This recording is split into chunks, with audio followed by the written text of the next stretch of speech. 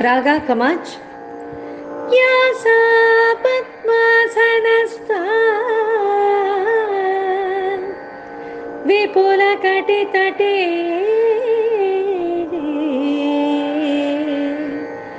पद्मपत्रायताक्षे गम्भीरावर्तनाभिः स्तनभरनमिता शुभ्रवस्त्रोत्तरीया लक्ष्मी दिव्यैः गजेन्द्रैः मणिगणखचितैः स्नापिता हेमकुम्भैः नित्यं सा पद्महस्ता मम वसतु गृहे सर्वमाङ्गल्य युक्ता. ಶ್ರೀ ಗುರುಭ್ಯೋ ನಮಃ. ಹರಿ ಓಂ. 54ನೇ ಪದ್ಯದ ಭಾವಾನುವಾದವನ್ನು ಮುಂದುವರಿಸೋಣ. ಅವನಂಗುಷ್ಟವ ತೊಳೆದಂಗ ಗಂಗಾದೇವಿ ಪಾವನಳು ಎನಿಸಿ ಮೆರೆಯಳೆ. ಬ್ರಹ್ಮಾಂಡ ಕಟಾಹಕ್ಕೆ, ಬ್ರಹ್ಮಾಂಡ ಕರ್ಪರಕ್ಕೆ ಭಗವಂತನ ಅಂಗುಷ್ಟದ ಉಗುರು ತಗಲಿದೆ. ಈ ಕರ್ಪರ ಅಂದ್ರೇನು ಅಂತ ನಾವು ಹಿಂದಿನ ದಿನಗಳಲ್ಲಿ ವಿಚಾರ ಮಾಡಿದ್ವಿ. ಕರ್ಪರ ಅಂದರೆ ಚಿಪ್ಪು ಅಂತ. ಅಂದರೆ ಭೂಲೋಕ, ಭುವರ್ಲೋಕ, ಮಹೋಲೋಕ, ಜನೋಲೋಕ, ತಪೋಲೋಕ, ಸತ್ಯಲೋಕ, 7 ಲೋಕಗಳು. ಅತಲ, ವಿತಲ, ಸುತಲ, ತಲಾತಲ, ರಸಾತಲ, ಮಹಾತಲ, ಪಾತಾಲ, ಆ 7 ಲೋಕಗಳು. ಒಟ್ಟು 14 ಲೋಕಗಳನ್ನು ಒಳಗೊಂಡ ಒಂದು ತೆಂಗಿನಕಾಯಿ ಈ ಬ್ರಹ್ಮಾಂಡ. ಈ ಕೆಳಗಿನ 7 ಲೋಕಗಳು, ಈ ಮೇಲಿನ 7 ಲೋಕಗಳು, ಸೂಕ್ಷ್ಮಾತಿ ಸೂಕ್ಷ್ಮ ಲೋಕಗಳು ಚಿಪ್ಪಿನ ಒಳಗಿರುವ, ಚಿಪ್ಪಿನ ರಕ್ಷಣೆಯಲ್ಲಿ ಅಡಗಿರುವ ತೆಂಗಿನಕಾಯಿಯಂತೆ ನಾವು ನೀವೇ ಎಲ್ಲ ಒಳಗೆ ಸೇರಿಕೊಂಡಿದ್ದೇವೆ. ದೇವರ ಪಾದದ ಹೆಬ್ಬೆಟ್ಟಿನ ಉಗುರು ತಗುಲಿ ತಕ್ಷಣ ಆ ಬ್ರಹ್ಮಾಂಡ ಕರ್ಪರ ಬಿರುಕು ಬಿಡುತ್ತೆ. ತೂತಾದದ್ದೇ ತಡ. ಹೊರಗಿರುವ ಶುದ್ಧವಾಗಿರ್ತಕ್ಕಂತಹ ಜಲ ಅಲ್ಲಿ ಈ ಬ್ರಹ್ಮಾಂಡದ ಕಟಾಹದ ಹೊರಗೆ ಪೂರ್ತಿ ಜಲವೇ ಆವರಿಸ್ಕೊಂಡಿರೋದು. ಹೇಗೆ ಅಂದರೆ, ನಾವು ಈ ಕೆಲವು ಸಮುದ್ರದ ಒಳಗೆ ಕೆಲವು ಹಡಗುಗಳಿರುತ್ತೆ, ಅದು ನೀರಿನ ಒಳಗೆ ಹೋಗುತ್ತೆ. ಅದರ ಒಳಗೆ ಹೋಗ್ತಾ ಇರಬೇಕಾದ್ರೆ ಆ ಹೊರಗಿರ್ತಕ್ಕಂಥ ಶಾರ್ಪ್ ಮೀನು ಅದು ಇದು ಎಲ್ಲ ನಮ್ಗೆ ಒಳಗೆ ಕಣ್ಣಿಗೆ ಕಾಣಿಸ್ತಾ ಹೋಗುತ್ತೆ. ಅದನ್ನು ನಾವು ಒಳಗಿನಿಂದಲೇ ಕೂತ್ಕೊಂಡು ಅದನ್ನೆಲ್ಲ ನಾವು ನೋಡಬಹುದಾಗುತ್ತೆ. ಹಾಗೆ ನಾವಿರೋದೇ ನೀರಿನ ಒಳಗೆ. ಇಡೀ ಬ್ರಹ್ಮಾಂಡದ ಕಟಾಹದ ಸುತ್ತಲೂ ನೀರಿದೆ. ನಿಮ್ಗೆ ಅರ್ಥ ಆಯ್ತು ಅಂತ ಕಾಣುತ್ತೆ. ಸಮುದ್ರದೊಳಗೆ ಕರ್ಕೊಂಡು ಹೋಗ್ತಾರಲ್ಲಪ್ಪ, ಕರ್ಕೊಂಡು ಹೋಗ್ತಾರೆ. ಸುತ್ತ ದಪ್ಪ ಅದಕ್ಕೆ ಗಾಜೆಲ್ಲ ಇರುತ್ತೆ, ಒಳಗೆ AC ಇರುತ್ತೆ. ಅದೊಂದು ವಿಶ್ವ ಸಮುದ್ರ. ಸಮುದ್ರದ ಒಳಗೆ ಹೋಗುವಾಗ ಒಳಗೆ ಇರ್ತಕ್ಕಂಥ ಇದು ಹಡಗಲ್ಲಿರ್ತಕ್ಕಂಥ ನಾವುಗಳು ಸಮುದ್ರದ ಒಳಗಿದ್ದರೂ ಸಮುದ್ರದ ಹೊರಗಿನ ಅಂದರೆ ಒಳಗಿನ ಎಲ್ಲ ಪ್ರಪಂಚವನ್ನು ನಾವು ಹಡಗಿನಲ್ಲಿ ಕೂತ್ಕೊಂಡು ನೋಡ್ತಾ ಇರ್ತೀವಿ. ಒಮ್ಮೊಮ್ಮೆ ದೊಡ್ಡ ಮೀನುಗಳು ಬಂದು ಅದನ್ನು ಡಿಕ್ಕಿ ಹೊಡೆಯೋದು, ಮೂತಿ ಇದು ಮಾಡೋದು, ಅದ್ಭುತವಾಗಿರ್ತಕ್ಕಂಥ ಲೋಕ ಅದು.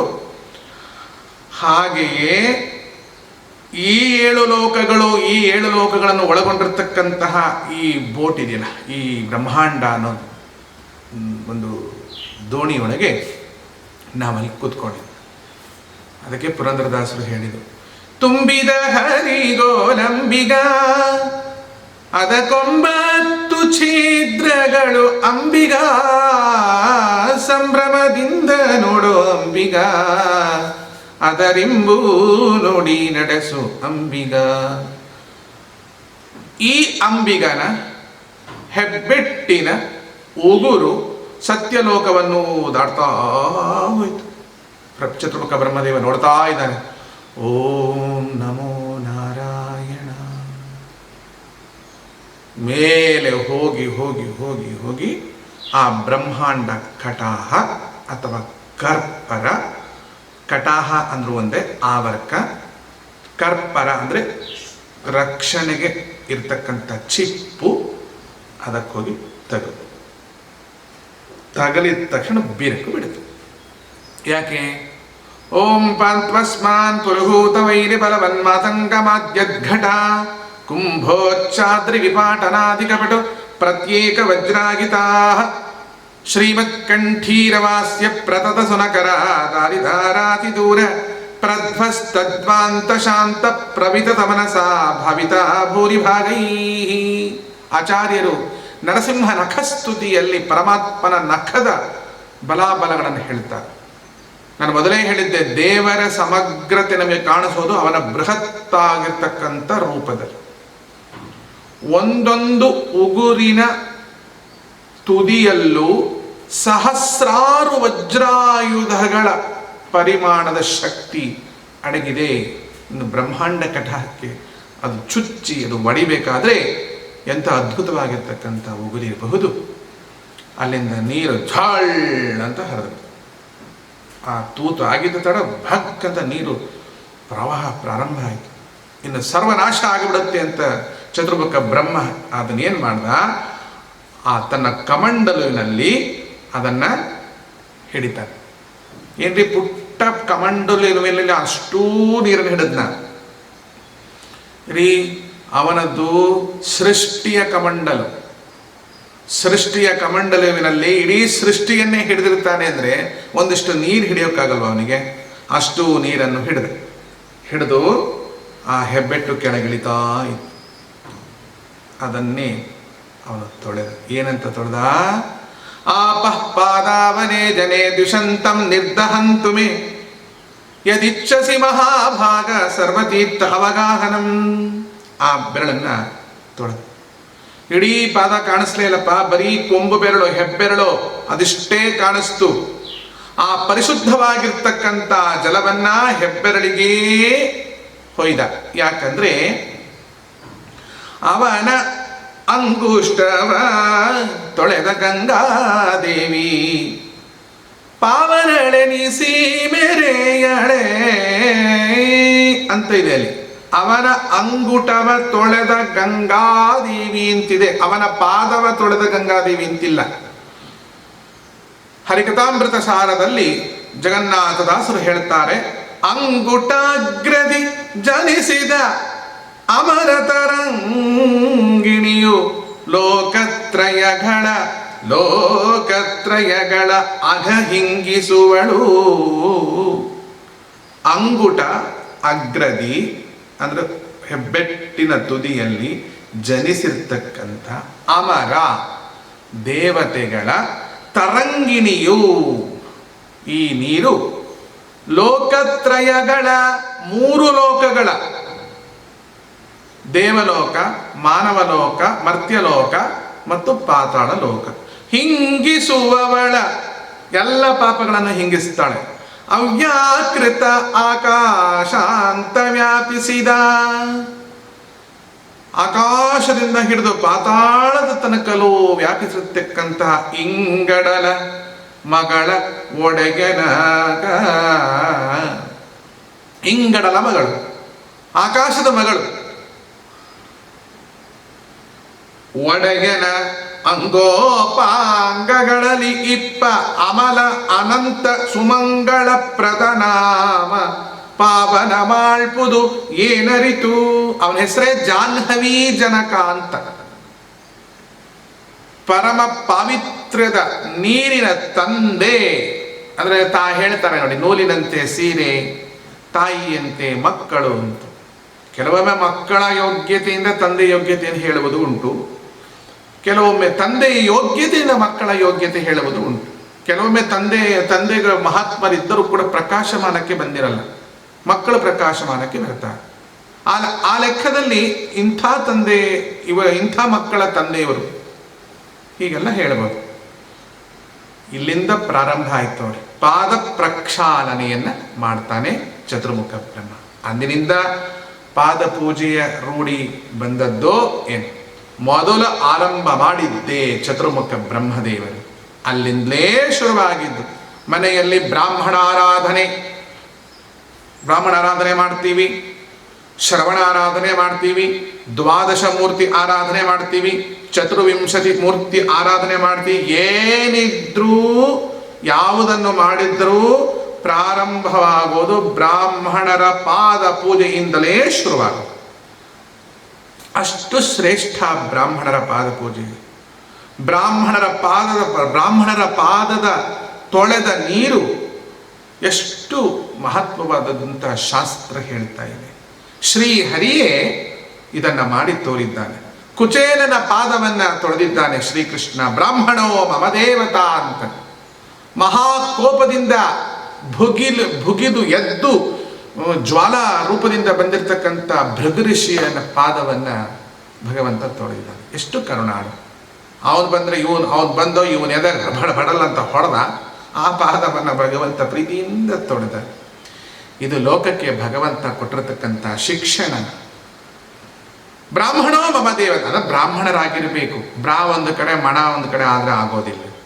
ಸಿಂಧಗಿ ಅಂತ ಒಂದು ಕ್ಷೇತ್ರ ಇದೆ, ಅಲ್ಲಿ ಒಂದು ಬಿಂದಗಿ ಅಂತ ಒಂದು ಪೂಜೆ ಆಗುತ್ತೆ. ಸಿಂಧಗಿ ಬಿಂದಗಿಯ ಪೂಜೆ ಅಂತ ನೋಡಬೇಕು ನೀವು. ಸಿಂಧಗಿ ಜಕ್ಕಪ್ಪಯ್ಯನವರ ಮಠ ಅಂತ. ಸಾಯಂಕಾಲ ರಾತ್ರಿ 7:00 ಪ್ರಾರಂಭವಾದ ಪಾದಪೂಜೆ ಬೆಳಗ್ಗೆ 4:45 ತನಕ ನಡೀತಾ ಇರುತ್ತೆ. ನಮ್ಮ ಉತ್ತರ ಕರ್ನಾಟಕದ ಕೊಡಗಳು ಹ್ಯಾಂಗಿರ್ತಾವಪ್ಪ ಅಂದರೆ ಇಡೀ ಒಂದು ಅರ್ಧ ಬಾವಿನ ತುಂಬಿಸ್ಕೋಬೋದು, ಅಷ್ಟು ದೊಡ್ಡ ದೊಡ್ಡ ಕೊಡಗಳು. ಒಂದು ಕೊಡದಲ್ಲಿ ಒಂದಿಬ್ಬರು ಬ್ರಾಹ್ಮಣರ ಪಾದಪೂಜೆ ಆಗತ್ತಷ್ಟು. ಒಳಗೊಂದು ಗುಂಡಿ ಮಾಡಿರ್ತಾರೆ. ಆ ಗುಂಡಿ ಏನು ತುಂಬ ದೊಡ್ಡದಲ್ಲ. ಆ ಅದು ಗುಂಡಿಯನ್ನು ಸಿಮೆಂಟಿಂದ ಪ್ಯಾಕ್ ಮಾಡಿರ್ತಾರೆ. ಅದೇ ನೀರು ಇಂಗುವಂಥ ಗುಂಡಿ ಅಲ್ಲ. ಅದರ ಒಳಗೆ ಒಂದು ಹೊಸದಾಗಿ ತಯಾರಾಗಿರ್ತಕ್ಕಂಥ ಒಂದು ಮಣ್ಣಿನ ಕುಂಭವನ್ನು ತಂದಿಟ್ಟಿರ್ತಾರೆ. ಆ ಮಣ್ಣಿನ ಕುಂಭಕ್ಕೆ ಒಂದು ಮುಚ್ಚಳ ಮಾಡಿಸಿರ್ತಾರೆ, ಅದಕ್ಕೊಂದು ತೂತು ಮಾಡಿರ್ತಾರೆ. ಈ ಕುಂಭವನ್ನು ಮಣ್ಣಿನ ಮುಚ್ಚಳವನ್ನು ಮುಚ್ಚಿ ಅದರ ಮೇಲೆ ಒಂದು ಮರದ ಚೌಕಟ್ಟನ್ನು ಅದರ ಮೇಲೆ ಸ್ಥಾಪನೆ ಮಾಡ್ತಾರೆ. ಯಾವ ಕಡೆಯೂ ಸಂಧಿ ಬಿರುಕು ಇಲ್ಲದ ಹಾಗೆ ಆ ಮರದ ಚೌಕಟ್ಟಿನ ಸೈಡಲ್ಲಿ ಇರುತ್ತಲ್ಲ ಅಲ್ಲೆಲ್ಲ ಮಣ್ಣು ಮೆತ್ತಿಬಿಡ್ತಾರೆ. ಈ ಮರದ ಚೌಕಟ್ಟಿನ ಮೇಲೆ ಒಂದು ಅಶ್ವತ್ಥದ ಎಲೆಯನ್ನು ಇಡ್ತಾರೆ. ಆ ಅಶ್ವತ್ಥದ ಎಲೆಗೊಂದು ತೂತು ಮಾಡಿರ್ತಾರೆ. ಅದರ ಒಳಗೆ ಒಂದು ಪವಿತ್ರ ದರ್ಭೆ ಗಂಟನ್ನು ಇಟ್ಟಿರ್ತಾರೆ. ಅಂದರೆ ಮೊದಲು ಚೌಕ ಗುಂಡಿ ಒಳಗೆ ಮಣ್ಣಿನ ಮಡಿಕೆ, ಆ ಮಡಿಕೆಯ ಮೇಲೆ ಮಣ್ಣಿನ ಮುಚ್ಚಳ, ಅದಕ್ಕೊಂದು ತೂತು. ಅದಿಷ್ಟನ್ನೂ ಮುಚ್ಚಲಿಕ್ಕೆ ಒಂದು ಚೌಕವಾಗಿರ್ತಕ್ಕಂಥ ಮರದ ಒಂದು ಚೌಕಟ್ಟು, ಅದನ್ನು ಫುಲ್ ಕವರ್ ಮಾಡಿ ಆ ಮರದ ಚೌಕಟ್ಟಿಗೊಂದು ತೂತಿರುತ್ತೆ, ಅದರ ಮೇಲೆ ಅರಳಿ ಎಲೆ ಇರುತ್ತೆ. ಆ ಚೌಕಟ್ಟಿನ ಮೇಲೆ ಬ್ರಾಹ್ಮಣರ ಪಾದ ಕುತ್ಕೊಳ್ಳೋದು. ಅಲ್ಲಿನ ಪೀಠಾಧಿಪತಿಗಳೇ ಆ ಪಾದವನ್ನು ಪ್ರಕ್ಷಾಲನೆ ಮಾಡೋದು. ಬೆಳಗ್ಗೆ 5 ತನಕ ಮಾಡ್ತಾ ಇರ್ತಾರೆ. ಅಂದರೆ ಹೆಚ್ಚು ಕಮ್ಮಿ ಒಂದು 100 ಕೊಡಗಳ ನೀರು ಬೀಳ್ತಾ ಇರುತ್ತೆ. ನಿಮ್ಮ ಕಣ್ಣ ಮುಂದೆ ಇಟ್ಟದ್ದು ಯಾವುದೋ ಒಂದು ಸಣ್ಣ ಮಣ್ಣಿನ ಮಡಕೆ, ಬಹಳ ಅಂದರೆ 1 ಕೊಡ ತುಂಬುವಷ್ಟು ಮಣ್ಣಿನ ಮಡಕೆ ಇಟ್ಟಿರ್ತಾರಲ್ಲಿ. ಮತ್ತು ನೀರು ಎಲ್ಲಿ ಹೋಗ್ತಿದೆ ಅಂತ ಪ್ರಶ್ನೆ ಯಾರಿಗೂ ಬಂದೇ ಇಲ್ಲ. ಯಾಕೆ ಬಂದಿಲ್ಲ ಅಂದರೆ ಯಾವುದ್ರ ಬಗ್ಗೆ ಯಾರು ತಲೆ ಕೆಡಿಸ್ಕೊಂಡಿಲ್ಲ. 4-5 ಗಂಟೆಗೆ ಎಲ್ಲರ ಮುಂದೆ ಆ ಚೌಕಟ್ಟನ್ನು ತೆಗೆದು ತೋರಿಸ್ತಾರೆ. ಆ ಬಿಂದಿಗೆ ತುಂಬಿ ಇರೋದೇ ಇಲ್ಲ, ಒಂದು ಅರ್ಧನೋ ಮುಕ್ಕಾಲು ತನಕನೂ ಬಂದಿರಲ್ಲ ಅಷ್ಟೆ. ಹಾಗಂತ ಹೇಳಿ ಆ ಗುಂಡಿ ಒಳಗೆಲ್ಲರೂ ನೀರು ಹೋಗಿದೆಯಾ ಅಂತ ನೋಡಿದ್ರೆ ಎಲ್ಲೂ ಗುಂಡಿಲಿ ನೀರು ಬಿದ್ದಿರೋದು. ಸಿಂದಗಿಯ ಬಿಂದಿಗೆ ಎಂದು ತುಂಬುತ್ತದೋ ಅಂದು ಜಗತ್ತು ತುಂಬುತ್ತದೆ. ಜಗತ್ತು ತುಂಬಿದ ಮೇಲೆ ಏನಾಗುತ್ತೆ? ತುಂಬಿದ್ದು ಮುಕ್ತಾಯವಾಗುತ್ತೆ. ಅಂದರೆ ಸಿಂದಗಿ ಬಿಂದಿಗೆ ತುಂಬಿದ ಮೇಲೆ ಪ್ರಳಯ ಆಗತ್ತೆ ಅಂತ. ಇವತ್ತಿಗೂ ಈಗಲೂ ನಡೆಯುತ್ತಿರುವಂತಹ ದಿವ್ಯ ಪವಾಡ ನೀವು ಹೋಗಿ ನೋಡ್ಕೊಂಡು ಬರ್ಬೋದು ಪ್ರತ್ಯಕ್ಷವಾಗಿ. ಬ್ರಿಟಿಷರ ಕಾಲದಲ್ಲಿ ಅದನ್ನು ಪರೀಕ್ಷೆ ಮಾಡಿ ನೋಡೋದು. ನಿಮ್ಮ ಮಠದಲ್ಲಿ ಮಾಡ್ತಿರೋದ್ರಿಂದ ನಿಮ್ಮ ಮಠದಲ್ಲಿ ಏನಾದ್ರು ಜಾದೂಟೋನ ನಡೀಬೋದು. ನಾವಿರೋ ಜಾಗದಲ್ಲಿ ಆಗಬೇಕು ಅಂತೇಳಿ ಬ್ರಿಟಿಷ್ನವರು ಸೇರಿ ಅವರಿರ್ತಕ್ಕಂಥ ಸ್ಥಳದಲ್ಲಿ ಆ ಬಿಂದಿಗೆ ಪೂಜೆ ಮಾಡಿಸಿದ್ರು. ಅಲ್ಲೂ ಅದೇ ಪವಾಡವಾಯಿತು. ಯಾಕೆಂದರೆ ಬಿಂದಿಗೆ ತುಂಬೋದಾಗಲಿ ತುಂಬದ ಇರೋದಾಗಲಿ ಬಿಂದಿಗೆಯ ಗುಣಧರ್ಮ. ಬಿಂದಿಗೆಯ ಗುಣಧರ್ಮ ತುಂಬಿಸ್ಕೋಬೇಕು ಅಂತ ಅದ್ರ ಹಣೆ ಬರದಲ್ಲಿ ಬರೆದಿದ್ರೆ ತುಂಬಿಸ್ಕೊಳತ್ತೆ. ಅದ್ರಲ್ಲಿ ತುಂಬಿಸ್ಕೊಳ್ಳೇಬಾರದು ಅಂತ ಅದ್ರ ಹಣೆ ಬರದಲ್ಲಿ ಬರೆದಿದ್ರೆ ತುಂಬಿಸ್ಕೊಳ್ಳಲ್ಲ. ಅದನ್ನ ಎಲ್ಲಿ ತಗೊಂಡೋಗಿ ಬಿಂದಿಗೆ ತುಂಬಿಸಿದ್ರೇನು ಬಿಟ್ರೇನು ಅದ್ರ ಹಣೆ ಬರ ಅಷ್ಟೇ. ತುಂಬಿಸ್ಕೋಬೇಕಂತಿದ್ರು ತುಂಬಿಸ್ಕೊಳತ್ತೆ, ತುಂಬಿಸ್ಕೋಬಾರ್ದು ಅಂತ ಅದ್ರ ಹಣೆ ಬರದಲ್ಲಿ ಬರೆದಿದ್ರೆ ತುಂಬಿಸ್ಕೊಳ್ಳಲ್ಲ. ಅದು ಬ್ರಿಟಿಷ್ನವ್ರ ಹತ್ರ ತಗೊಂಡೋಗಿಟ್ರೇನು, ಕ್ಯಾಥೋಲಿಕ್ಸ್ ಹತ್ರ ತಗೊಂಡಿಟ್ರೇನು, ಪ್ರೊಟೆಸ್ಟೆಂಟ್ ಹತ್ರ ತಗೊಂಡಿಟ್ರೇನು, ಅಮೆರಿಕಾದಲ್ಲಿ ತಗೊಂಡಿಟ್ರೇನು, ಚೈನಾದಲ್ಲಂತೂ ಅದೆಲ್ಲ ಮಾಡಲ್ಲ, ಬಿಡಿ, ಇಡಲ್ಲ, ಬೇಡ, ಅಲ್ಲಿ ತಗೊಂಡೋಗಿಡಲ್ಲ, ನಮ್ಗೆ ಉಪಯೋಗ ಇಲ್ಲ ಆ ಪ್ರದೇಶ. ಈ ರೀತಿಯಾಗಿ ಅಲ್ಲಿ ಬಿಂದಿಗೆಯ ಪೂಜೆಯ ಮಹತ್ವ, ಸಿಂದಿಗೆಯ ಬಿಂದಿಗೆ ನಾನು ಹೋಗಿ ನೋಡಿಕೊಂಡು ಬಂದಿದ್ದೇನೆ. ಒಮ್ಮೆ ನಮಗೂ ಕೂಡ ಅಲ್ಲಿ ಪಾದ ಪೂಜೆ ನಡೆದಿದೆ. ಅದೊಂದು ವಿಶೇಷವಾದತಕ್ಕಂಥ ಕ್ಷೇತ್ರ. ಅಂತ ಮಹತ್ವವಾಗಿರ್ತಕ್ಕಂತಹ ಬ್ರಾಹ್ಮಣರ ಪಾಂಸವಃ, ಬ್ರಾಹ್ಮಣರ ಪಾದ ಪೂಜೆಗೆ ಅದೆಷ್ಟು ಬೆಲೆ. ಇದನ್ನು ಮೊದಲು ಪ್ರಾರಂಭ ಮಾಡಿದವರು ಯಾರು? ಚತುರ್ಮುಖ ಬ್ರಹ್ಮದೇವರು. ಭಗವಂತನ ಕೊಂಬು ಬೆರಳನ್ನ, ಅಂಗುಟದ ಬೆರಳನ್ನ, ಆ ಶುದ್ಧವಾಗಿರ್ತಕ್ಕಂಥ ನೀರನ್ನ ತನ್ನ ಕಮಂಡಲುವಿನಲ್ಲಿ ಆ ಪಾದವನ್ನು ತೊಳೆಯಲಿಲ್ಲ, ಆ ದೇವರ ಆ ಹೆಬ್ಬೆಟ್ಟನ್ನ ತೊಳೆದಿದ್ದ.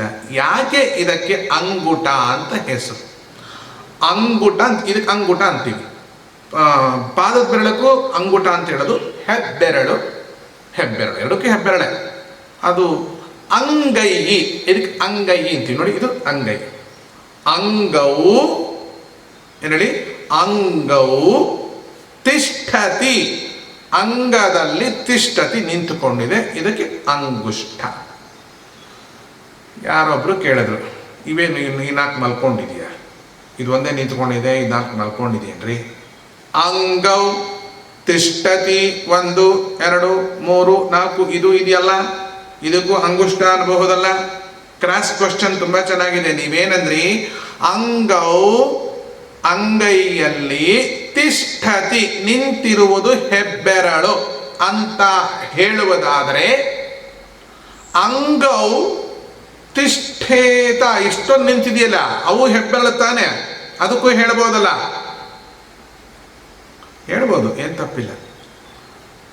ಆದರೆ ಅವೆಲ್ಲ ಅಂಗುಷ್ಟ ಆಗಲ್ಲ.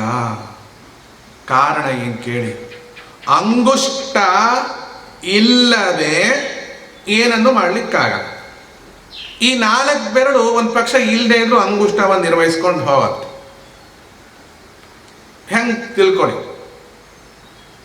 ಈ 4 ಬೆರಳಿಲ್ಲ ಅಂತ ಇಟ್ಕೊಳ್ಳಿ, ಹಿಂಗೇನೋ ಬ್ಯಾಲೆನ್ಸ್ ಮಾಡುತ್ತೆ. ಕೆಲವ್ರಿಗೆ ಎಷ್ಟೋ ಜನಕ್ಕೆ ಪಾಪ ನೋಡಿ, ಇದು ಬ್ಯಾಲೆನ್ಸ್ ಮಾಡ್ಕೊಂಡು ಕಡೆ ಪಕ್ಷ ಒಂದು ರೊಟ್ಟಿನಾರು ಹಿಂಗೆ ತಿನ್ನುತ್ತೆ.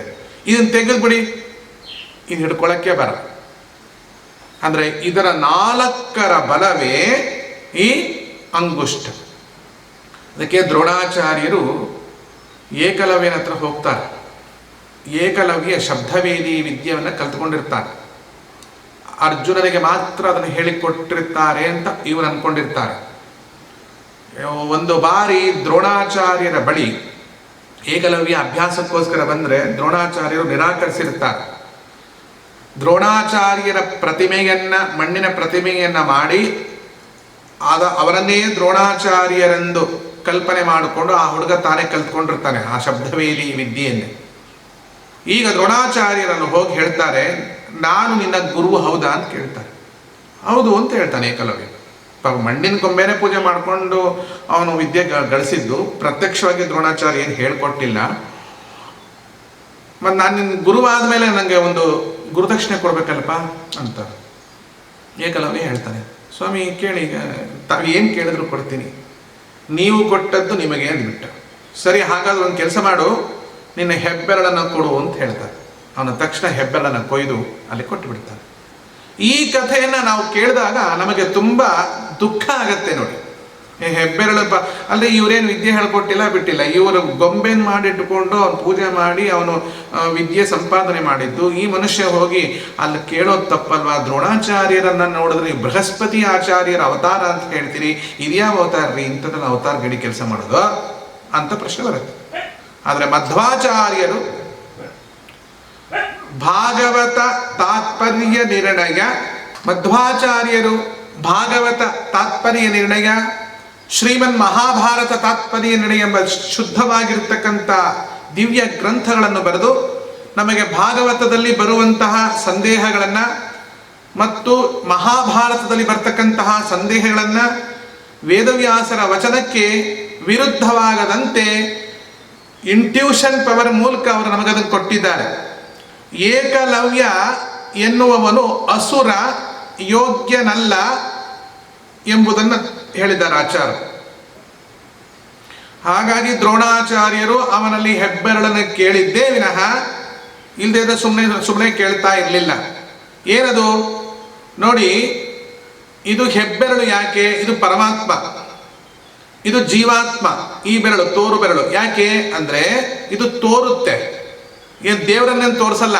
ಸಾಮಾನ್ಯವಾಗಿ ತೋರೋರಿಗೆ ಏನ್ ಮಾಡ್ತಾರೆ ನೋಡಿ, ಅವನ್ ಹಂಗೆ, ಇವನ್ ಹಿಂಗೆ, ಇವನ್ ಹಂಗೆ, ಅವನ್ ಹಂಗೆ ಮಾಡ್ದ, ಇವನ್ ಹಿಂಗೆ ಮಾಡ್ದ, ಇದಕ್ಕಷ್ಟೇ ಇದ್ರ ಉಪಯೋಗ. ಜನಕ್ಕೆ ಅರ್ಥ ಆಗ್ತಿಲ್ಲ. ಇದು ಏನನ್ನು ತೋರಿಸಲ್ಲ. ಹಿಂಗಿಟ್ಕೊಂಡಿದ್ರೆ ಈ ಮೂರು ಬೆರಳು ನಿನ್ನನ್ನು ತೋರಿಸ್ತಿರುತ್ತೆ. ಹುಚ್ಚ, ನೀನ್ ಇನ್ನೊಬ್ರು ತಪ್ಪಿತಸ್ಥ ಅಂತ ತೋರಕ್ ತಯಾರಾಗಿದ್ರೆ ಈ ದೇವರು ನಿನ್ನನ್ನು ನೋಡ್ತಾ ಇದ್ದಾನೆ, ನೀ ಏನ್ ಮಾಡ್ತಾ ಇದೀಯ ಅಂತ. ಈ ಬೆರಳು, ಈ ಮೂರು ಬೆರಳು ಇದೆಯಲ್ಲ, ನಿನ್ನ ಕಡೆಗೆ ಕೈ ತೋರಿಸ್ತಾರೆ. ಆದ್ರಿಂದ ಇದು ತೋರು ಬೆರಳು. ಇದು ಯಾವುದಕ್ಕೂ ಉಪಯೋಗವಿಲ್ಲದಂತ ಬೆರಳು, ಎಲ್ಲರನ್ನೂ ಕೈಬಿಟ್ಟು ಮಾಡಿ ತೋರಿಸುವಂತ ಬೆರಳು. ಕುಂಕುಮ ಹಚ್ಕೊಳ್ಳೋದಾಗ್ಲಿ ಯಾವುದಲ್ಲಾಗ್ಲಿ ಇದನ್ನು ಹಚ್ಕೊಳ್ಬಾರ್ದು. ಜಪ ಮಾಡ್ಬೇಕಾದ್ರೆ ಈ ಬೆರಳು ಅಡ್ಡ ಬರಬಾರ್ದು. ಯಾಕೆ ಅದನ್ನು ಹೇಳಿದ್ದಾರೆ? ಇದಕ್ಕೋಸ್ಕರ ಹೇಳಿರೋದು. ಈ ತೋರು ಬೆರಳು ಅಂದ್ರೆ ಇವು ಜೀವಾತ್ಮ, ಈ ಹೆಬ್ಬೆರಳು ಪರಮಾತ್ಮ, ಈ ಉಳಿದ ಮೂರು ಯಾವುದು? ಇದು ಸತ್ವಗುಣ, ರಜೋಗುಣ, ತಮೋಗುಣ. ಇದು ಮೂರು. ಈ ಸತ್ವಗುಣ ನಾನು, ನಂದು, ನಮ್ಮಪ್ಪಂದು ಅನ್ನೋದಕ್ಕೆ ಅಂಟುಕೊಂಡಿದ್ರೆ ಈ ಜೀವಾತ್ಮ, ಈ ದೇವರು ದೂರ ಇರ್ತಾನೆ ನೋಡಿ. ಈ ಹೆಬ್ಬೆರಳು ಅಲ್ವಾ, ದೂರ ಇದೆ ನೋಡಿ. ಇವನೊಮ್ಮೆ ಸ್ವಲ್ಪ ಬಾಗೋದು ಕಲಿಬೇಕು ಜೀವನದಲ್ಲಿ, ಬಗ್ಗಬೇಕು. ತಲೆ ಬಗ್ಗಿ ನಡೆಯೋ ಮಾರಾಯ ಅಂತ ಹೇಳ್ತೀವಿ. ತಲೆ ಬಗ್ಗಿಸಿಕೊಂಡು ಬಾಗುವುದನ್ನು ಕಲಿತರೆ ಫಲವಿದು ಬಾಳುವುದಕ್ಕೆ. ನೋಡಿ, ಹೀಗೆ ಬಾಗಬೇಕು. ಹೀಗೆ ಬಾಗಿದ ತಕ್ಷಣ ಎಲ್ಲಿ ಬಾಗಬೇಕು? ಭಗವಂತನ ಹತ್ರ ಬಾಗಬೇಕು. ಬಾಗಿದಾಗ ಏನಾಗತ್ತೆ? ಇದಕ್ಕೆ ಜ್ಞಾನ ಮುದ್ರೆ ಅಂತ ಹೇಳ್ತೀವಿ, ಅಥವಾ ಚಿನ್ಮಯ ಮುದ್ರೆ ಅಂತ ಹೇಳ್ತೀವಿ. ಇದು ಯಾವಾಗ ಚಿನ್ಮಯ ಮುದ್ರೆ ಆಯ್ತು, ಜ್ಞಾನ ಮುದ್ರೆ ಆಯ್ತು, ಈಗೇನಾಗತ್ತೆ ಗೊತ್ತಾ? ದೇವರು ಪಾಪ ಇವನು ಬಗ್ಗಿದ್ದಾನೆ, ಇವನು ತುಂಬಾ ಬಗ್ಗಿಸ್ಬಾರ್ದು ಅಂತೇಳಿ ದೇವ್ರು ಇವ್ರ ಪಕ್ಕನೇ ಬಂದು ನಿಂತ್ಕೋತಾನೆ. ಆಗೇನಾಯ್ತು? ಈ ಮೂರು ಏನಾಗತ್ತಾಗದು? ಜ್ಞಾನ, ಭಕ್ತಿ, ವೈರಾಗ್ಯ ಆಗಿ ಕನ್ವರ್ಟ್ ಆಗುತ್ತೆ. ಆಗ ಈ ಜೀವಾತ್ಮ ಜ್ಞಾನ, ಭಕ್ತಿ, ವೈರಾಗ್ಯ ಸಹಿತನಾಗಿ ಈ ಜೀವಾತ್ಮ ಹೀಗೆ ನಿಂತ್ಕೊಂಡಾಗ ಪರಮಾತ್ಮ ಪಕ್ಕಕ್ಕೆ ಬಂದು ನಿಂತ್ಕೋತಾನೆ.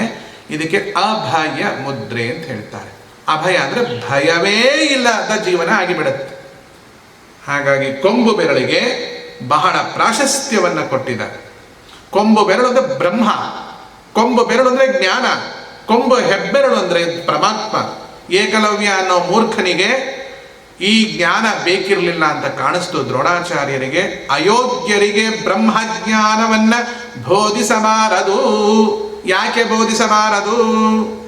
ಕೋಣಕ್ಕೆ ವೀಣಾ ಗಾನವಿದೇತಕೆ, ಮಾಣಿಕ್ಯವೇತಕೆ ಮರ್ಕಟಗೆ. ಕೋಣನ ಮುಂದೆ ವೀಣಾಗಾನ ಮಾಡಿದ್ರೆ ಅದು ಏನ್ ಮಾಡಿದ್ರೆ ಅಂತಷ್ಟು. ಕೋಣೆಗೆ ವೀಣಾಗಾನವಿದೇತಕೆ, ಮಾಣಿಕ್ಯವು ಗೇತಕೆ ಮರ್ಕಟಗೆ.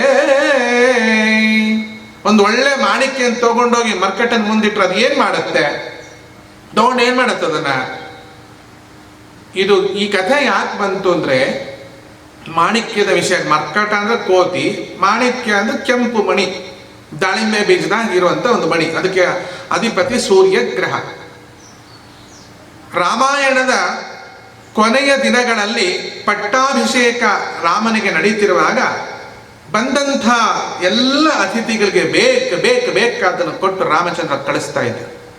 ಹನುಮಂತ ಕಾಲು ಬಿಡದಲ್ಲಿ ಕೂತಿದ್ದ. ಆಗ ಸೀತಾದೇವಿ ಹನುಮಂತನೇ ನೋಡ್ತಾ ಇದ್ದ.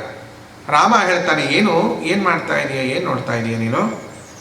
ಏನಿಲ್ಲ, ಬಂದವ್ರಿಗೆಲ್ಲ ಕೊಟ್ಟು ಕಳಿಸ್ತಾ ಇದ್ದೀರಾ.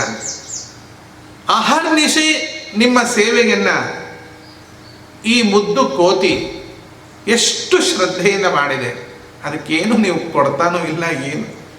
ಆಗ ರಾಮ ಹೇಳ್ತಾನೆ, ಅಲ್ವೇ, ಅದು ತಗೊಂಡು ಅದು ಏನು ಮಾಡತ್ತ ಕೋತಿ, ಅದ್ರದ್ದು ಪಾತ್ರ ಇಷ್ಟೇ ಅದು.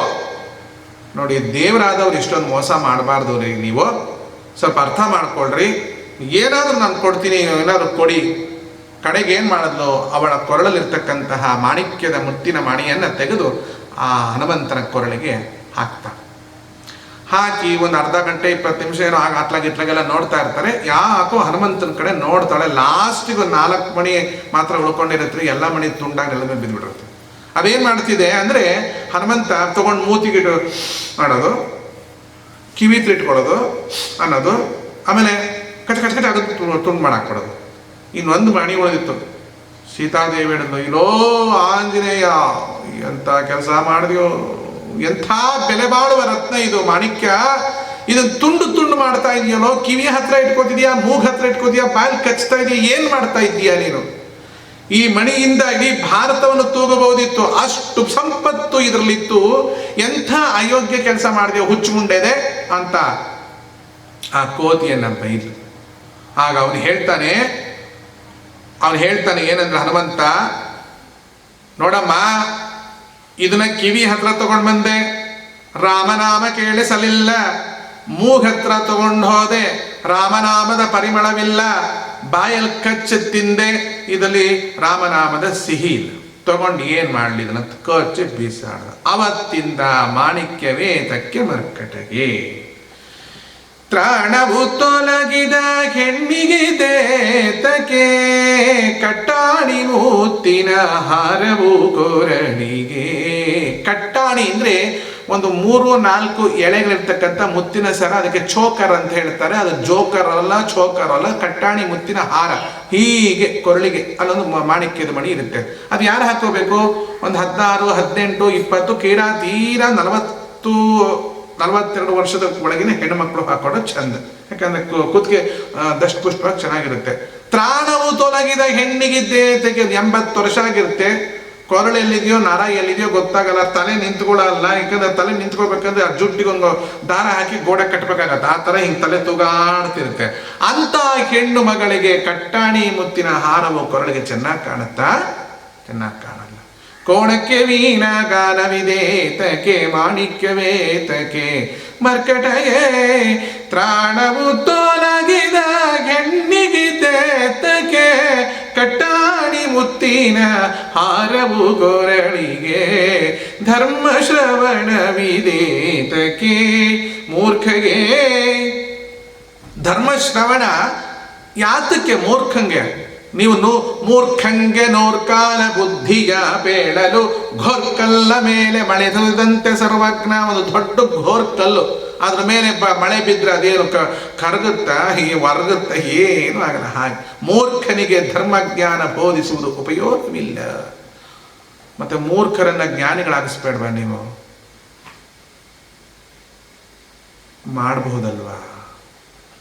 ಅದು ಸ್ವರೂಪ ಯೋಗ್ಯತೆ ಅಂತ ಹೇಳ್ತಾರೆ.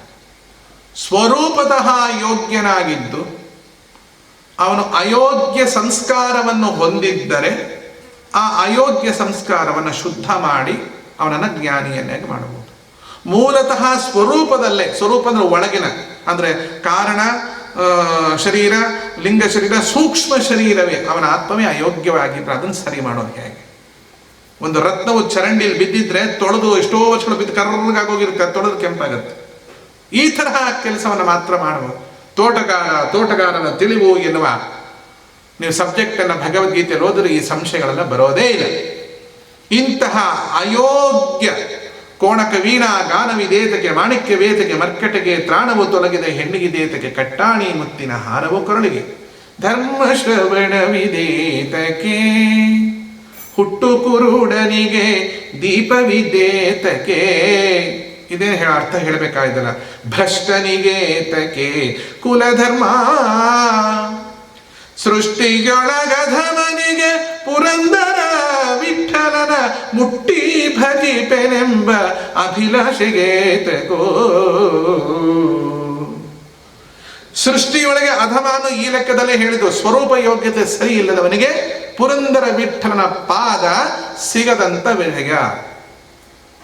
ದುರ್ಮಾರ್ಗಿಗೆ ಕಾಣನು ಗುರುವಂತೆ, ಕುಟಿಲರಿಗೊಲಿಯನು ಗುರುವಂತೆ, ದುರ್ಮಾರ್ಗಿಗೆ ಕಾಣನು ಗುರುವಂತೆ, ದಯಾಮಯ ಗುರು ಕರುಣಾಮಯ, ಕರುಣಾಮಯ ಗುರು ಪ್ರೇಮಾಮಯ ಅಲ್ವಾ? ಷಡುರಸ ಅನ್ನವಿದೇತಕ್ಕೆ ಗಾರ್ಧವಗೆ. ಷಡ್ರಸ ಅನ್ನಗಳು ಹೇಳಿದ್ನಲ್ಲ, ಪಂಚಭಕ್ಷ ಪರಮಾನ್ನಗಳು ಭಾರತೀ ದೇವಿ ಮಾಡೋದು ಅಲ್ಲ, ಅಂತ ಷಡ್ರಸ ಅನ್ನವನ್ನ ಗಾರ್ಧವಗ ಕತ್ತೆಗೆ ಯಾರು ಇಡ್ತಾರ? ಷಡುರಸ ಅನ್ನವಿದೇತಕ್ಕೆ ಗಾರ್ಧವಗೆ ಉಡುಗೊರೆ ಸಹಿತಲೆ ಶ್ವಾನನಿಗೆ. ನಾಯಿ ಊಟಕ್ಕೆ ಹಾಕ್ಬಿಟ್ಟು ಯಾರು ಉಡುಗೊರೆ ಕೊಟ್ಟು ಕಳ್ಸೋದು ನೋಡಿದ್ದೀರಾ? ಊಟ ಮಾಡಿದೀಯ ಬಾಪ, ಒಂದಿಷ್ಟು ಉಡಿ ತುಂಬಿಸ್ತೀನಿ, ಇದು ಅಕ್ಕಿ ಬೇಳೆ ಬೆಲ್ಲ ಹುಣಸೆ ಹಣ್ಣೆಲ್ಲ ತುಂಬಿಸಿ ನಾಯಿಗೊಂದು ಸೆರಗು ಒದಿಸ್ಬಿಟ್ಟು ಉಡಿ ತುಂಬಿಸೋದು, ಅಥವಾ ಪ್ಯಾಂಟು ಜೀನ್ಸ್ ಶರ್ಟು ಆಮೇಲೆ ಮೈಸೂರು ಸಿಲ್ಕ್ ಸೀರೆ ತೊಗೊಂಡು ಹೋಗುವಂತ ಕೊಟ್ಟಿರೋದು ನೋಡಿದ್ರೆ. ಶ್ವಾನನಿಗೆ ತಕ್ಕೆ ಉಡುಗೊರೆ ಸಹಿತಲೇ ಶ್ವಾನನಿಗೆ. ಕಡು ವೃದ್ಧಗೆ ಮೈ ನೆರತ ಹೆಣ್ಣಿನ, ಕಡು ವೃದ್ಧಗೆ ಮೈ ನೆರತ ಹೆಣ್ಣಿನ ಒಡನೆ ಭೋಗಿಪೇನೆಂಬ ಅಭಿಲಾಷೆಗೆ ತಗೋ. 80-90 ವರ್ಷ ಆಗಿರ್ತಕ್ಕಂಥ ಕಡುವೃದ್ಧ ಆ ಹುಚ್ಚು ಮುಂಡೆಯೋದಕ್ಕೆ ಒಳ್ಳೆ ಆಗ್ತಾನೆ ಮೈ ನೆರತಿನ ಹುಡುಗಿ ಜೊತೆ ನಾನು ಮಲ್ಕೋಬೇಕು ಅನ್ನೋ ಹುಚ್ಚತನ ಯಾಕೆ ಅವನಿಗೆ? ಇದೆಲ್ಲ ಯಾಕೆ ಹೇಳ್ತಾ ಇದ್ದಾರೆ ದಾಸರು ಅಂದ್ರೆ, ಬ್ರಹ್ಮಜ್ಞಾನವೆಂಬುದು, ಆಧ್ಯಾತ್ಮಿಕ ಜ್ಞಾನವೆನ್ನುವುದು ಯೋಗ್ಯನಾದವರಿಗೆ ಮಾತ್ರ ಕೊಡು, ಅಯೋಗ್ಯನಾದವನಿಗೆ ನೀನು ಕೊಟ್ಟಲ್ಲಿ ಒಂದೊಮ್ಮೆ ಅದನ್ನ ನಿನಗೆ ತಿರುಗಿಸೋ ಒಂದು ಹುಚ್ಚತನ ಅವರಲ್ಲಿ ಬರುತ್ತೆ. ಹುಷಾರ್. ಯಾವುದೇ ಧರ್ಮದ ರಹಸ್ಯವನ್ನ ಅಯೋಗ್ಯರ ಮುಂದೆ ಹೇಳಬೇಡ. ಮುಂದೆ ಅವ್ರು ಹೀಗೆ ಹೇಳಿದ್ರು, ಅವ್ರು ಹಾಗೆ ಹೇಳಿದ್ರು ಅಂತ ಅಪಪ್ರಚಾರ ಮಾಡಿಬಿಡ್ತಾರೆ ಅದೇ ಧರ್ಮಸೂತ್ರವನ್ನು ಇಟ್ಟುಕೊಂಡು. ಇವತ್ತಿನ ದಿನ ಬೇಡವಾದ ರಾಷ್ಟ್ರದವರ ಬಳಿ ಬಾಂಬ್ ಇದೆ. ಯಾವ ಕಾಲಕ್ಕೆ ಯಾವಾಗ ನಮ್ಗೆ ಹಾಕ್ತಾರೋ ಗೊತ್ತಿಲ್ಲ, ಭಯದಲ್ಲೇ ಬಿದ್ದಿದೆ. ಬ್ರಹ್ಮಜ್ಞಾನ ಎನ್ನುವುದು ಒಂದು ದೊಡ್ಡ ಪರಮಾಣು, ಅಟೋಮ್ ಬಾಂಬ್ಗಿಂತ ದೊಡ್ಡದು. ಅಂತಹ ಬ್ರಹ್ಮಜ್ಞಾನವನ್ನ, ಮಂತ್ರಶಾಸ್ತ್ರವನ್ನ ಅಯೋಗ್ಯರಾಗಿರ್ತಕ್ಕಂಥ ಹೆಣ್ಣು ಮಕ್ಕಳಲ್ಲಿ, ಅಯೋಗ್ಯರಾಗಿರ್ತಕ್ಕಂಥ ಗಂಡು ಮಕ್ಕಳಲ್ಲಿ ರಾತ್ರಿ ಎಲ್ಲ ಹೋಗಿ ಬೋಧಿಸಿದ್ರೆ ಬೆಳಗ್ಗೆ ಅವ್ರಿಗೆ ಅರ್ಥವಾಗೋಲ್ಲ. ಒಂದು ವಾರದೊಳಗೆ ಅವ್ರಿಗೆ ನಿಮ್ಮ ಬ್ರಹ್ಮಜ್ಞಾನವನ್ನೇ ನಿಮ್ಮ ತಲೆ ಮೇಲೆ ತಂದಿಡ್ತಾರೆ. ನೋಡಿ, ಇವತ್ತು ಹಿಂಗೆ ಬಂದು ಹೇಳಿದ್ರು, ಅವತ್ತು ಹಂಗೆ ಹೇಳಿದ್ರು, ಇವತ್ತು ಹಿಂಗೆ ಹೇಳಿದ್ರು, ಅರ್ಥವಾಗೋಲ್ಲ. ಹಾಗಾಗಿ ಅವ್ರೇನು ಮಾಡಿದ್ರು ದ್ರೋಣಾಚಾರ್ಯರು ಅಂತಂದ್ರೆ, ಇದು ಹೆಬ್ಬೆಟ್ಟು ಅಂದ್ರೆ ಬ್ರಹ್ಮಜ್ಞಾನ. ನಾವು ಇದಕ್ಕೆ ತಗೋಬೇಕು ವಿಷಯ. ನಾನೇನು ಹೇಳಿದೆ, ಇದು ಪರಬ್ರಹ್ಮ ವಸ್ತು, ಇದು ಜೀವಾತ್ಮ, ತೋರು ಬೆರಳು ಜೀವಾತ್ಮ ವಸ್ತು, ಮತ್ತು ಈ 3 ಬೆರಳುಗಳು ಸತ್ವಗುಣ, ರಜೋಗುಣ, ತಮೋಗುಣ. ಭಗವಂತ ಪಕ್ಕ ಬದಲು ಇಂತಹ ಜ್ಞಾನ, ಭಕ್ತಿ, ವೈರಾಗ್ಯ ಸಹಿತನಾಗಿರ್ತಕ್ಕಂಥ ಜೀವಾತ್ಮನಿಗೆ ಪರಮಾತ್ಮ ಸಹಕಾರ ಕೊಟ್ಟಾಗ ಅವರ ಜೀವನದಲ್ಲಿ ನ ಭಯಂ, ಅಭಯ ಉಂಟಾಗುತ್ತದಾದ್ರಿಂದ ಪರಬ್ರಹ್ಮ ಬೆರಳನ್ನೇ ದ್ರೋಣಾಚಾರ್ಯರು ಅಯೋಗ್ಯನಾಗಿರ್ತಕ್ಕಂಥ ನಿನಗೆ ಇದು ಉಪಯೋಗವಿಲ್ಲ ಎಂದು ಏಕಲವಿನಿಂದ ಅವನದನ್ನ ಕಸ್ಕೊಂಡು ಯೋಗ್ಯ ವ್ಯಕ್ತಿಗಳಿಗೆ ಮಾತ್ರವೇ ಬ್ರಹ್ಮಜ್ಞಾನದ ಧಾರೆ ಎರೆಯಬೇಕು. ಯಾರಿಗೆ ಯಾವುದು ಸಿಗಬೇಕು, ಯಾರಿಗೆ ಯಾವ ಕಾಲದಲ್ಲಿ ಯಾವುದು ಸಿಗಬೇಕು, ಸಿಗಬಾರದವರ ಕೈಲಿ ಅಸ್ತ್ರ ಕೊಟ್ಟರೆ ಏನು ತೊಂದರೆ ಆಗತ್ತೆ, ಆ ತೊಂದರೆ ನಾವೇ ಅನುಭವಿಸ್ಬೇಕಾಗತ್ತಾದ್ರಿಂದ ಅದನ್ನ ಅವರಿಗೆ ಕೊಡಬೇಕು. ಇತಿ ಅಂಗೌ ತಿಷ್ಠತಿ ಇತಿ ಅಂಗುಷ್ಟ, ಪಾದೌ ತಿಷ್ಠತಿ ಪಾದಿಷ್ಠ. ಹಿರಿಯದಾದ ಹೆಬ್ಬೆರಳಿಗೆ ಚತುರ್ಮುಖ ಬ್ರಹ್ಮದೇವ ಧಾರೆಯನ್ನ ಎರೆದ. ಉತ್ತರ ಕರ್ನಾಟಕದಲ್ಲಿ ಪಾದ ಪೂಜೆ ಮಾಡೋ ಒಂದು ಕ್ರಮ ಇದೆ. ಇಡೀ ಪಾದವನ್ನು ಪೂಜೆ ಮಾಡಲ್ಲ. ಯಾರು ಏನ್ ಮಾಡ್ತಾರೆ ಅಂತಂದ್ರೆ, 2 ಹೆಬ್ಬೆರಳಿಗೆ ನೀರು ಹಾಕ್ತಾರೆ. ಹಾಕಿ ಪಾದ ಪೂಜೆ ಮಾಡಿ ತಲೆ ಮೇಲೆ ಪ್ರೋಕ್ಷಣೆ ಮಾಡಿಕೊಂಡು ತಲೆ ಮೇಲೆ ಸೆರಗೊದ್ಕೊಂಡು ಆ ಹೆಬ್ಬೆರಳು 2ನ್ನೂ ತಗೊಂಡು ಹಣೆ ಮಧ್ಯದಲ್ಲಿ ಒತ್ತಿಟ್ಕೋತಾರೆ. ಅಂದ್ರೆ ಅವರ ಜೀವನದಲ್ಲಿ ಶುದ್ಧವಾಗಿರ್ತಕ್ಕಂಥ ಔರ ಅದು ಪಾಸ್ ಆಗೋದೇ ಹೆಬ್ಬೆರಳಲ್ಲಿ. ಅಕಸ್ಮಾತ್ ಹೆಬ್ಬೆರಳಿಗೆ ಏನಾದ್ರು ಒಂದು ಕಲ್ಲು ಬಿದ್ದುಬಿಡ್ತು ಅಂದ್ರೆ ಪ್ರಾಣನೇ ಹೋಗುತ್ತೆ. ಅಂತಹ ಬೆರಳು ಪ್ರಾಣಮಯವಾಗಿರ್ತಕ್ಕಂತಹ ಬೆರಳಿಗೆ ಆಪಪ್ಪಾದಾವನೇ ಜನೇ ದಿಶಂತಂ ನಿರ್ದಹಂತುಮೇ, ತೊಳೆದು ಬಿಟ್ಟ ನೀರನ್ನು ಅಭಿಷೇಕ ಮಾಡ್ದ. ಲೌಕಿಕ ಭಾಷೆಯಲ್ಲಿ ನಾವು ಹೇಳೋದಾದ್ರೆ ಕಾಲು ತೊಳ್ಕೊಂಡಿರೋ ನೀರು ಏನು ಶುದ್ಧವಾಗಿರುತ್ತೇನ್ರಿ? ಅದಕ್ಕೆ ಮಲಿನವಾದ ನೀರು ಅಂತ ಹೇಳ್ತೀವಿ. ಕಾಲು ತೊಳ್ಕೊಂಡಿರೋ ನೀರನ್ನು ಯಾರು ಕುಡಿತಾರೆ? ನೀವು ಕುಡಿದು ನೋಡಿ, ಚೆನ್ನಾಗಿರುತ್ತೆ ಅಂತ. ಕಾಲು ತೊಳೆಯೋದು ಪಂಚಾಮೃತ ಅಭಿಷೇಕ ಅಲ್ವಾ? ರಾಘವೇಂದ್ರ ಸ್ವಾಮಿಗಳ ಬೃಂದಾವನಕ್ಕೆ ಮಾಡಿ ತಗೊಳಕ್ಕೆ ಚಂದ. ಪ್ರತ್ಯಕ್ಷ ರಾಯರೇ ಕೂತ್ಕೊಂಡಾಗ ಮಾಡಿದ್ರೆ ಕುಡಿಯೋಕೆ ಕಷ್ಟ.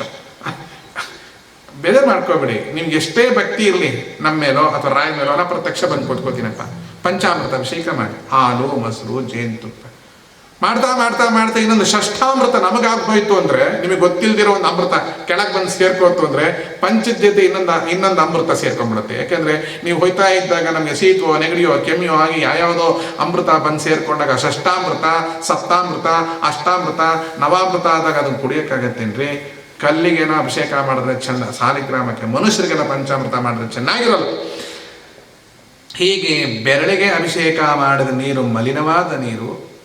ಅಂತಹ ಮಲಿನವಾದ ನೀರಿಗೆ ಎಷ್ಟು ತಾಕತ್ತು ಬಂತು. ಆ ನೀರು ಅದೆಷ್ಟು ಪುಣ್ಯ ಜೀವಿಗಳನ್ನು, ಪಾಪಿ ಜೀವಿಗಳನ್ನು ಪುಣ್ಯವಂತರನ್ನಾಗಿ ಮಾಡಿತ್ತು ನೋಡಿ. ಹಾಗಾದರೆ ಆ ಹೆಬ್ಬೆರಳು ಮಲಿನವಾದ ನೀರದು. ಹೆಬ್ಬೆಟ್ಟು ತೊಳೆದಿರ್ತಕ್ಕಂಥ ನಮ್ಮ ನಿಮ್ಮ ಲೆಕ್ಕದಲ್ಲಿ ಲೌಕಿಕ ವ್ಯವಹಾರದಲ್ಲಿ ಹೇಳಿದ್ರೆ ಮಲಿನ ನೀರು, ಆಧ್ಯಾತ್ಮಿಕ ರೀತಿಯಲ್ಲಿ ಹೇಳಿದ್ರೆ ಪಾವಿತ್ರಕ್ಕೇ ಪವಿತ್ರವಾಗಿರ್ತಕ್ಕಂಥ ನೀರದು. ಅದು ಸೀದಾ ಸತ್ಯಲೋಕದಲ್ಲಿ ನುಗ್ಗಿ ಸತ್ಯಲೋಕದಲ್ಲಿ ಭಾರೀ ವರ್ಷ, ಅನೇಕ ವರ್ಷಗಳ ಅಲ್ಲೇ ಇತ್ತು, ಅಲ್ಲೇ ಸ್ಥಗಿತ ಆಗಿಬಿಟ್ಟಿತ್ತು. ಚತುರ್ಮುಖ ಬ್ರಹ್ಮದೇವರು ಆಲೋಚನೆ ಮಾಡಿ ಈ ಪುಣ್ಯದ ತೀರ್ಥ ನನಗೊಬ್ಬನಿಗಿದ್ರೆ ಸಾಲದು, ಇದು ಬೇರೆಯವರಿಗೂ ಸಂದಾಯ ಆಗಬೇಕು ಅಂತ ಆ ನೀರನ್ನು ಅಲ್ಲಿಂದ ಮತ್ತೆ ಅದಕ್ಕೆ ಚಾನಲ್ ಓಪನ್ ಮಾಡಿ ಅದನ್ನು ಬಿಟ್ಟರು. ಇದ್ದಕ್ಕಿದ್ದಾಗ ಧ್ರುವಲೋಕದಲ್ಲಿ ಅದು ಇಳಿಲಿಕ್ಕೆ ಶುರುವಾಯಿತು. ಓಂ ನಮೋ ನಾರಾಯಣ. ಧ್ರುವರಾಜ ನೋಡ್ತಾ ಇದ್ದ, ನೀರು ಧುಮುಕ್ತಾ ಇದೆ. ಎಷ್ಟು ಅಮೃತಮಯವಾಗಿರ್ತಕ್ಕಂತಹ ನೀರು, ಅದ್ಭುತ.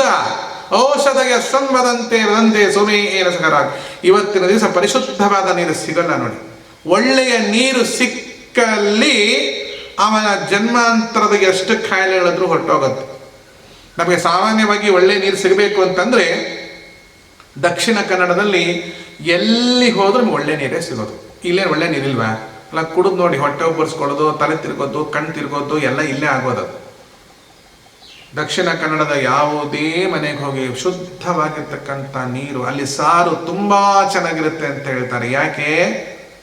ಹಾಕೋ ಮೆಣಸಿನ ಪುಡಿ, ಹುಳಿ ಪುಡಿಯಿಂದ ಸಾರು ಸ್ವಲ್ಪ ಕಾಲು ಭಾಗ ಚೆನ್ನಾಗಾಗ್ಬೋದು, ಆದರೆ ನೀರಿನ ರುಚಿಯಿಂದ ಸಾರು ಚೆನ್ನಾಗಿ ಆಗೋದು. ಒಂದು ಪಕ್ಷ ನೀರು ಚೆನ್ನಾಗಿಲ್ಲ ಅಂದರೆ ಬೇಕಾದ ಸಾಮಾನು ಹಾಕಿದ್ರು ಅದು ನೆಗೆದು ಬಿದ್ದು ನೆಲ್ಲಿಕಾಯಾಗಿ ಹೋಗುತ್ತೆ, ಬೆಟ್ಟದ ಮೇಲೆ ಸಂಪಿಗೆ ಗಿಡ ಬಿಡುತ್ತೆ. ಇಂತಹ ಸಾರು ಅದು ನೀರಿನಿಂದ ಉಂಟಾಗುತ್ತೆ. ಇಂತಹ ಪರಿಶುದ್ಧವಾಗಿರ್ತಕ್ಕಂಥ ನೀರು ಧ್ರುವ ಮಂಡಲದ, ಅದು ಧ್ರುವಲೋಕಕ್ಕೆ ಬಂತು. ಧ್ರುವರಾಜ ಎರಡೂ ಕೈಗಳಿಂದ ಆ ನೀರನ್ನು ತಗೊಂಡು ತನ್ನ ಶಿರದ ಮೇಲೆ ಧಾರಣೆ ಮಾಡ್ತಾರೆ. ಅಲ್ಲಿಂದ ಪುನಃ ಧ್ರುವರಾಜ ಚಾನಲ್ ಓಪನ್ ಮಾಡ್ತಾನೆ. ಯಾಕೆಂದರೆ ಈ ಲೋಕನೇ ಮುಳುಗೋಗ್ಬಿಡುತ್ತೆ, ನೀರು ಅಷ್ಟೊಂದು ಎಲ್ಲಿ ಸಂಗ್ರಹ ಮಾಡೋಕ್ಕಾಗತ್ತೆ. ಅಲ್ಲಿಂದ ಸೀದಾ ಅದೆಲ್ಲಿಗೆ ಬಂತು? ಋಷಿ ಲೋಕಕ್ಕೆ ಬಂತು. ಋಷಿಗಳೆಲ್ಲ ಕೂತು ಧ್ಯಾನ ಮಾಡುವ ಲೋಕಕ್ಕೆ ಬಂತು. ಋಷಿಗಳೆಲ್ಲರೂ ಸೇರಿ ಆ ತೀರ್ಥವನ್ನು ತಲೆಯ ಮೇಲೆ ಪ್ರೋಕ್ಷಣೆ ಮಾಡಿಕೊಂಡರು. ಮುಂದಿನ ವಿಷಯಗಳನ್ನು ಮುಂದಿನ ಭಾಗಗಳಲ್ಲಿ ಚರ್ಚಿಸೋಣ.